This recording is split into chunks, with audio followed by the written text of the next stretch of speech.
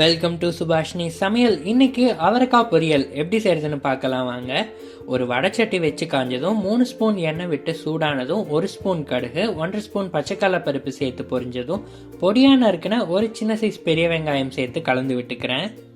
வெங்காயம் நல்லா கண்ணாடி பதமானதும் இதில் ஒரு வரமிளகாய், ஒரு கொத்து கருவேப்பிலையில் கொஞ்சம் நறுக்கின மல்லி இலை சேர்த்து 1 நிமிஷம் கலந்து விட்டுக்கிறேன். இப்போ இதில் கட் பண்ண அவரைக்காயை சேர்த்து ஸ்டவ்வை லோ ஃப்ளேமில் வச்சு 3லேருந்து 4 நிமிஷம் கலந்து விட்டுக்கிறேன். கலந்து விட்டுட்டு 1/2 ஸ்பூன் மஞ்சள் தூள், 1/2 ஸ்பூன் கல்லுப்பு, 1/2 ஸ்பூன் மிளகாய் தூள் சேர்த்து கலந்து விட்டுட்டு இப்போ இது நல்லா வதங்கிருச்சுங்க பாருங்க. இந்த ஸ்டேஜில் தண்ணீர் சேர்த்துக்கலாம். காய் லைட்டாக மூழ்கிற அளவு தண்ணீர் இருந்தால் போதும். தண்ணீர் அதிகமாகிருச்சுன்னா டேஸ்ட் நல்லா இருக்காது, சொதன ஆகிரும். ஸோ நீங்கள் கடாயில் சேர்த்துருக்க காய் லைட்டாக மூழ்கிற அளவு தண்ணீர் ஊற்றினா போதும். அதே போல் தண்ணீர் சேர்த்துட்டு அப்படியே விட்டுறக்கூடாது.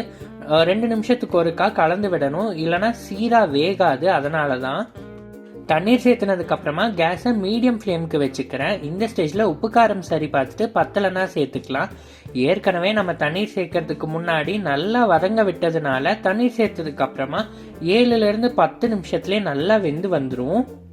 பாருங்க, இது போல தண்ணீரெல்லாம் வற்றி வெந்து வந்துருச்சு. இந்த ஸ்டேஜில் நான் சேர்த்துருந்தா அந்த வரமிளகாயெல்லாம் வெளியே எடுத்துட்டு ஒரு கைப்பிடி அளவு துருவின தேங்காயை சேர்த்து ஸ்டவ் ஆஃப் பண்ணிட்டு கலந்து விட்டுக்கிறேன். ஹெல்த்தியான அவரைக்காய் பொரியல் தயார். நீங்களும் கண்டிப்பாக இந்த ரெசிபியை செஞ்சு பார்த்துட்டு எப்படி வந்திருக்குன்னு சொல்லுங்க. தேங்க்ஸ் ஃபார் வாட்சிங். நன்றி, வணக்கம்.